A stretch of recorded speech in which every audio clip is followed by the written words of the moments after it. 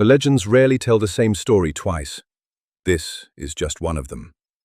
Far beyond the safety of the city, beyond the last fire, beyond the last voice, beyond the last road marked by human hands, there is a place where the world becomes silent. A place of sand, stone, ruins, graves. A place where travelers once vanished without a trace. And in the old stories of Arabia, that silence had a name. Ghoul. Before it became a creature of horror films, before it became a monster in games, before the word was used for anything that crawled out of a grave, the ghoul was something older, something stranger, something that did not merely wait for the dead, it hunted the living. In ancient Arabic folklore, the ghoul was not just a corpse eater. It was a being of the wilderness, a demon of abandoned places, a creature said to dwell near burial grounds, empty ruins, lonely roads, and the vast desert wastes where no help would ever come. Some traditions placed it among the jinn, not the wish-granting spirits of later stories, but older beings, hidden beings, beings of fire, shadow, deception, and danger. And among them, the ghoul was one of the most feared. Because it did not always look like a monster. Sometimes it looked human. Sometimes it looked harmless. Sometimes it looked like exactly what a lonely traveler wanted to see. A woman in the distance, a voice in the dark, a fire burning where no fire should be, a figure calling from the edge of the road. And that was the terror of the ghoul. It did not need to chase you at first. It only needed you to follow. The desert has always been a place of tests. Heat by day, cold by night, distance without mercy. One wrong path could mean death. One false light could lead a traveler away from safety forever. And so the ghoul became the shape of that fear. The fear of being lost, the fear of trusting the wrong voice, the fear that something in the darkness was watching your weakness and waiting for the exact moment to use it. Old accounts describe the ghoul as a shapeshifter, a creature able to change its appearance again and again, but even in disguise, it could not hide everything. There was always one sign, one detail, one mark that betrayed it. The hooves of an ass. No matter what face it wore, no matter how beautiful the form, no matter how familiar the voice, the feet remained wrong. And for those who knew the old warnings, that detail could mean survival. But warnings are easy to remember beside a fire, harder to remember when you are exhausted, hungry, alone, and someone is calling your name from the dark. In some tales, the ghoul appeared as a beautiful woman. She would stand at the edge of the wilderness, silent, waiting. Then she would lead men away from the road, away from their companions, away from the world of the living. And when they were far enough, when no one could hear them, the illusion would end. The beautiful stranger would become what she truly was, a devourer, a thing of hunger, a demon that fed on human flesh. This is why the ghoul was never just a monster. It was a warning. Do not wander alone. Do not trust every light. Do not follow every voice. Do not let desire lead you into the dark. Because in the desert, not everything that looks human is human, and not everything that calls to you wants you to come home. Some stories say the ghoul could be killed, but even that came with a warning, a strange rule, a rule that made the creature even more terrifying.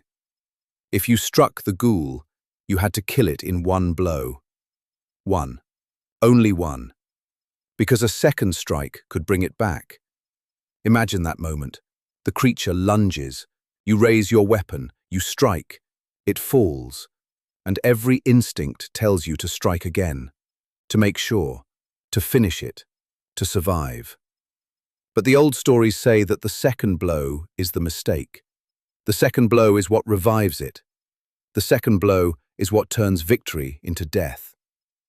So the ghoul was not only a test of strength, it was a test of restraint, a test of knowledge, a test of whether fear could make you forget the rules that kept you alive. And perhaps that is why the creature survived for so long in folklore. Because the ghoul did not belong to one simple fear. It belonged to many. The fear of the desert, the fear of the dead, the fear of strangers, the fear of hunger, the fear of illusion, the fear that something might wear a human face and still be empty of humanity. In the older Arabic imagination, the ghoul was often tied to desolate places, cemeteries, ruins, mountains, valleys, roads no one wanted to travel after sunset. These were places where the boundary between the human world and the unseen world felt thin, too thin. A graveyard was not only a place of mourning, it was a place where the living stood close to what came after. A ruin was not only broken stone, it was a memory of people who were gone. And the desert was not only empty, it was a world without witnesses. That is where the ghoul belonged. Not in castles, not in palaces, not in bright villages full of voices, but in the places left behind. The places people passed quickly, the places where even the brave lowered their voices. The ghoul was the thing that lived where human certainty ended. And yet, the story did not remain unchanged. No legend ever does. As the word traveled, it transformed. When tales from the Middle East reached Europe, the ghoul changed shape once again. Western writers began to imagine it less as a desert demon and more as a grave robber, a corpse eater, a thing that opened tombs and fed on the dead. The creature that once lured travelers from the road became something that waited among graves. The wilderness became the cemetery. The desert became the churchyard. The shape-shifting demon became the flesh-eating monster. And this version entered horror, literature, cinema, modern nightmares. Today, when many people hear the word ghoul, they picture something undead. Pale skin, sunken eyes, hands digging through soil, a body bent over an open grave. But that is only one shadow of the original creature. The older ghoul was more dangerous in a different way. It was not merely waiting for you to die. It could make you disappear while you were still alive. It could speak. It could lure. It could deceive. It could become the mistake you did not know you were making. That is what separates the ghoul from the zombie. A zombie is usually hunger without thought, a corpse moving forward, a body without a self. But the ghoul, the old ghoul, had intention. It chose its victims. It knew where to wait. It understood loneliness. It understood fear. It understood temptation. And that makes it worse. Because a mindless monster can only chase you. A ghoul can trick you into walking toward it. The legends also say the ghoul was used to frighten children, a warning given by adults, a name spoken when children wandered too far, when they disobeyed, when they went near dangerous places. Do not go there. The ghoul will take you. Do not stay out after dark. The ghoul will find you. Do not wander from the path. The ghoul is waiting. And beneath the fear, there was a practical truth. Children could vanish. Travelers could die. Predators could stalk the night. The desert could kill without leaving a body. So folklore gave danger a face, a name, a story strong enough to be remembered. Ghoul. A word from the old Arabic, ghoul. A word connected with seizing, taking, snatching away. And that may be the most important part. The ghoul does not merely kill, it takes. It takes travelers from the road.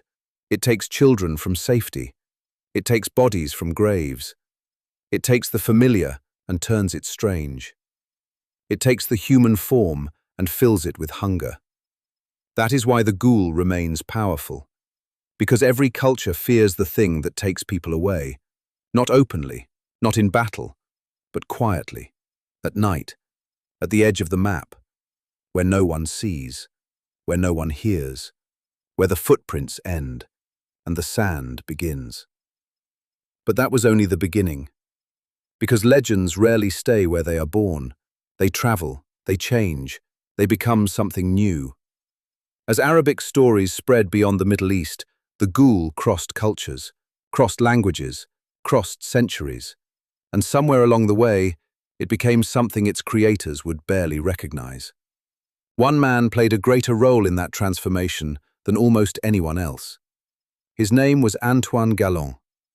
In the early 18th century, Galland translated 1001 Nights into French. It introduced Europe to countless stories from the Arab world: genies, magic lamps, flying carpets, and the ghoul. But translations are never perfect. Some details disappear, others are misunderstood, and sometimes new details are added. In Galland's version, the ghoul became less of a desert predator and more of a creature that robbed graves and consumed corpses. It was a powerful image, one that captured the imagination of Europe. Soon, writers across the continent adopted this new version. The cemetery replaced the desert, fresh graves replaced lonely travelers, and slowly, the original folklore faded behind the newer legend. Yet the older stories never truly disappeared. They survived in Arabic literature, in poetry, in oral tradition, in stories passed from one generation to another. Long before Europe imagined the ghoul crawling from a grave, Arab storytellers imagined something far more unsettling. A creature capable of becoming almost anyone, anything. A lonely traveler, an old woman, a beautiful stranger, a familiar face. Its greatest weapon was never its teeth. It was deception. Because the dead are easy to fear, the living are not. And perhaps that is why the original ghoul still feels more disturbing today. Not because it was stronger, but because it was believable. If someone rises from a grave, you run. If someone smiles, offers help, and asks you to follow, you hesitate. That hesitation is where the ghoul lived. Some traditions claimed the creature wandered in families. Others believed entire packs of ghouls hunted together beneath the cover of darkness. Certain legends even claimed their skin carried disease, that a single bite could spread corruption. Other stories insisted they stole coins, food, or anything left unattended in isolated places. Hunger defined them. Not only hunger for flesh, but hunger itself. Endless, unrelenting, never satisfied. And then there was another terrifying belief. Some tales claimed the ghoul could consume a human and later assume that person's appearance. Not simply imitate them, become them. Imagine returning home after weeks away, seeing your companion already standing at the door, smiling, greeting you by name, knowing everything they should know, except they are no longer the person you once loved. The real traveler never came home, only the ghoul did. Whether anyone truly believed such stories is almost beside the point. The legends reflected a deeper fear, that evil does not always arrive looking monstrous. Sometimes, it wears a familiar face. The ghoul also became connected with another ancient fear: cannibalism. Across countless civilizations, few acts have inspired greater horror than consuming human flesh. It represented the complete rejection of humanity, the final crossing of a boundary that should never be crossed. The ghoul crossed it without hesitation, not because it was cruel, because hunger was its nature, a hunger beyond morality, beyond mercy, beyond reason. Perhaps this is why the creature survived for so many centuries. Every culture fears something different. Some fear ghosts, some fear demons, some fear monsters beneath the bed. But nearly every culture fears becoming prey. The ghoul embodied that fear perfectly. It hunted people, not kingdoms, not armies, individuals, the lost, the isolated, the forgotten, those with no one left to hear them scream. Centuries later, the ghoul found a new home, not in folklore, but in fiction. Authors began reinventing it again. Edgar Allan Poe described creatures that were neither fully human nor fully beast. Then came H.P. Lovecraft. His ghouls no longer wandered deserts, they lived beneath the earth. in endless tunnels beneath forgotten cities, feeding upon the dead, speaking their own language, building an entire hidden civilization below humanity's feet. It was a different creature, yet somehow still recognizable. The hunger remained, the darkness remained, the separation from humanity remained.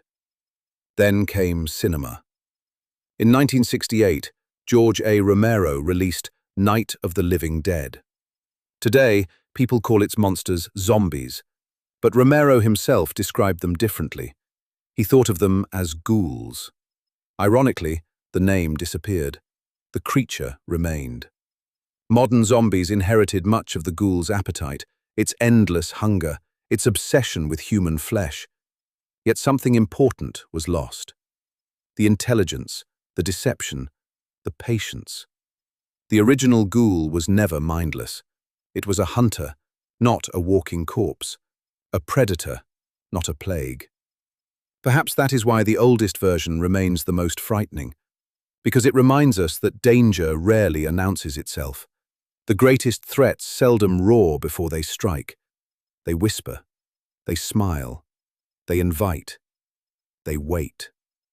And somewhere in the oldest deserts, where the wind erases footprints before sunrise, the legend still survives. Among abandoned wells, collapsed ruins, ancient cemeteries, there are still those who refuse to travel alone after nightfall, still those who avoid mysterious fires burning in empty places, still those who remember the old warnings. Do not answer every voice. Do not trust every stranger. Do not leave the path. Because something else may already be waiting there, watching, patiently, hungrily. Perhaps the ghoul never existed. Perhaps it was only humanity's attempt to explain disappearances no one could solve. Travelers lost beneath endless dunes, victims of wild animals, bandits, the unforgiving desert itself. Or perhaps the stories endured because they carried truths deeper than history. That isolation is dangerous, that temptation can be fatal, that appearances deceive, that not everything wearing a human face possesses a human soul. The ghoul was never merely a monster. It was a warning, a lesson, a shadow cast across the oldest roads humanity ever walked. And perhaps that is why, after thousands of years, its name is still spoken. Not because people still believe, but because people still fear the darkness beyond the fire.